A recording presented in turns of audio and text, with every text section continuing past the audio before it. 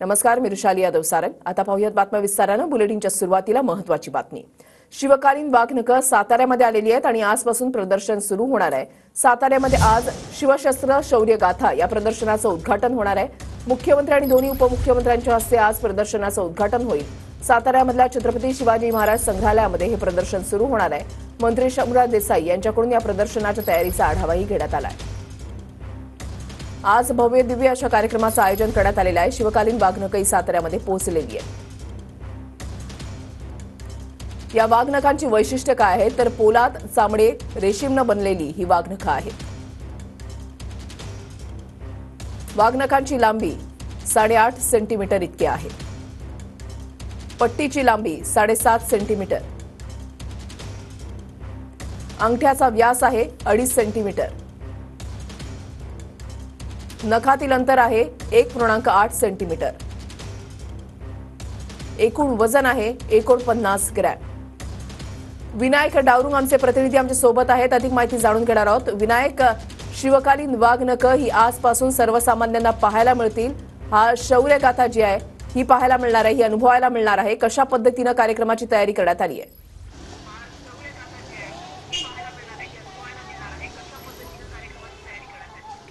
रुशाली बरोबर आहे। बहुचर्चित शिवकालीन वाघनखं जी आहेत ती आजपासून खुली करण्यात येणार आहेत। गेल्या अनेक दिवसापासून साहजिकच शिवभक्तांना प्रतीक्षा होती। अखेर तो दिवस जो आहे तो आलेला आहे। आपण सध्या पोवई नाका या ठिकाणी आहोत। आपण पाहिलं तर या ठिकाणी या मुख्य चौकातच प्रमुख सगळे जे नेते आहेत ते या ठिकाणी येणार आहेत। छत्रपती शिवाजी महाराजांचा जो पुतळा आहे त्याला सुद्धा या ठिकाणी सजवण्यात आलेला आपल्याला पाहायला मिळते। फुलांची आरस जी आहे ती लावण्यात आलेली आपल्याला या ठिकाणी दिसून येते।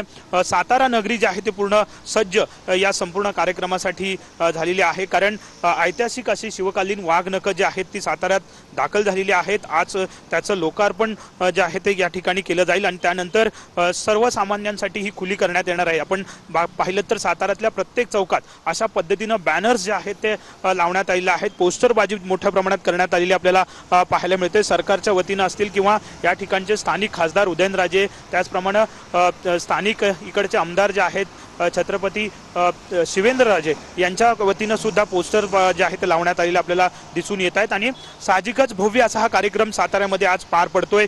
सातारा नगरी संपूर्ण सज्ज जे आहे ते या ठिकाणी झालेली आहे। 11च्या सुमारास आपण जर पाहिलं तर प्रमुख कार्यक्रमाला सुरुवात होईल। या चौकामध्ये सगळे नेते मंडळी या ठिकाणी येतील, शिवाजी महाराजांच्या पुतळ्याला पुष्पहार अर्पण करतील आणि त्यानंतर जे संग्रहालय आहे या संग्रहालयाच्या ठिकाणी ते सगळे नेते मंडळी जाणार आहेत आणि त्या ठिकाणी तो कार्यक्रम होईल।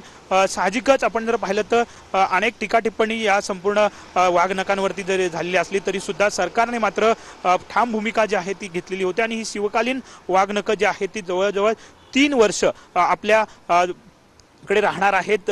ब्रिटनचे जे लंडनचं जे संग्रहालय आहे या संग्रहालयातनं आणलेली ही संपूर्ण वाघनखं आता आपण जर पाहिलं तर प्रतीक्षा प्रत्येक शिवभक्तांना जे आहे ती लागलेली आहे की ही वाघनखं कधी आपल्याला पाहायला मिळतात। नक्कीच धन्यवाद विनायक दिलेल्या सविस्तर माहितीसाठी।